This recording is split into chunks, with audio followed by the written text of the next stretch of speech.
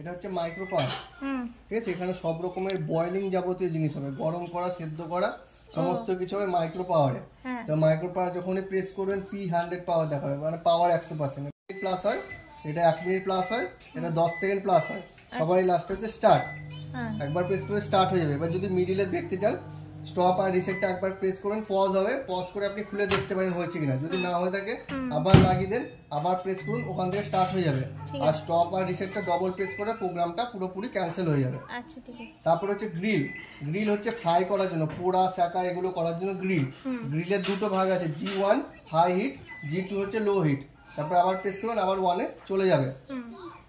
তারপরে একই রকম ভাবে টাইম দিতে হবে, আপনার যে পরিমাণ টাইম দরকার দিলেন, দেওয়ার পরে স্টার্ট। একবার টিপলে পজ, দুবার টিপলে ক্যান্সেল। তারপরে হচ্ছে কনভেকশন। কনভেকশন হচ্ছে ব্রেকিং করার জন্য, কেক, বিস্কুট, কুকিজ এগুলো বানানোর জন্য কনভেকশন। কনভেকশন যখনই প্রেস করবেন 180 টেম্পারেচার শো করবে, সেটা 100 থেকে 200 পর্যন্ত বাড়া কমা করবে। আপনার যে পরিমাণ টেম্পারেচার লাগবে দিলেন, দেওয়ার পর সেম একইভাবে টাইম দিলেন, টাইম দেওয়ার পর স্টার্ট করলো।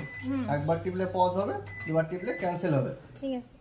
তারপরে হচ্ছে আপনার কম্বিনেশন। কম্বিনেশন হচ্ছে মাইক্রো, গ্রিল আর কনভেকশন মিলে কম্বিনেশন। কম্বিনেশনের 6টা ভাগ আছে, combi 1, combi 2, combi 3, combi 4, combi 5, combi 6।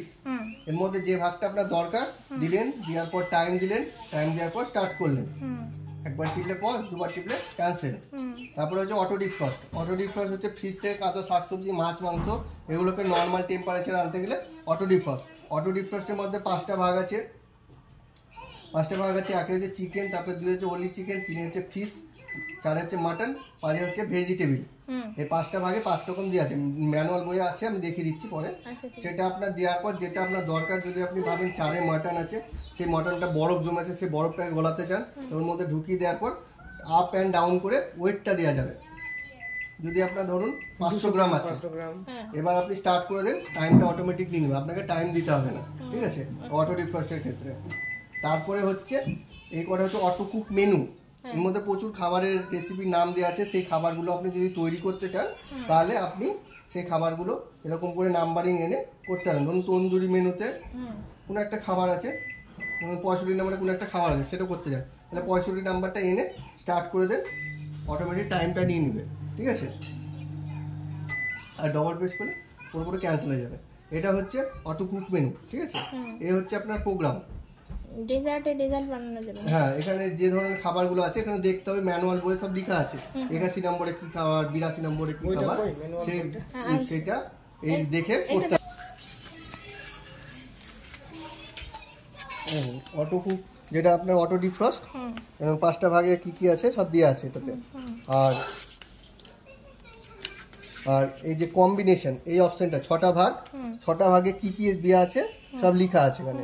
ঠিক আছে, এখানে আপনি দেখে করতে হবেন। আর এখানে যে খাবারগুলো আছে অটো কুক মেনু, যেমন মেন ডিশের মধ্যে টমেটো রাইস আছে, এটা 13 নম্বর প্রোগ্রাম, তাহলে আপনাকে মেন ডিশ প্রেস করতে হবে। এটা 4 নম্বর আছে, এটাকে আপ করে আপনি 13 নম্বরে নিয়ে যেতে হবে। 13তে নিয়ে গেলেন, আপনি 13তে নিয়ে গেলে আপনারা এখানে 3 কাপের করতে পারবেন। 3 কাপের দেওয়া আছে রেসিপি রাইস। তো আপনি স্টার্ট করলে টাইমটা নিয়ে যাবেন। এইভাবে আপনি অটো কুক মেনুগুলো সিলেক্ট করতে হবে। ঠিক আছে। আচ্ছা, এখানে যে প্রথম বললেন টেম্পারেচার মানে 100 ডিগ্রি টেম্পারেচার নাকি? 100 পাওয়ার, মানে 100 পাওয়ারে আপনার এখানে কত ওয়াট দেখুন লেখা আছে।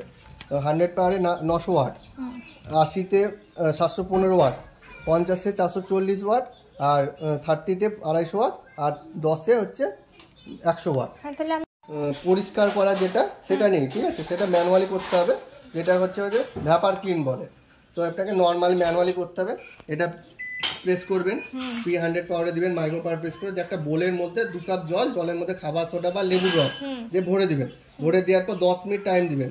10 মিনিট টাইম দেওয়ার পর স্টার্ট করে দেবেন। 10 মিনিট চলার পর মেশিনে যখন ঠান্ডা হবে, একটা সুতির কাপড় দিয়ে ভিতরটাকে ভালো করে পরিষ্কার করে নেবেন। এটা হচ্ছে পরিষ্কার করার প্রসেস। এটা ধরুন কোনো রেসিপি রান্না করার পর করতে হবে। আর যদি ধরেন খাবার টাবার গরম করেন, তাহলে সপ্তাহে 2-1 বার করলেই হবে। আর যদি খাবার রান্না করেন, তাহলে রান্না করার পর একবার করে নিতে হবে। ঠিক আছে, মানে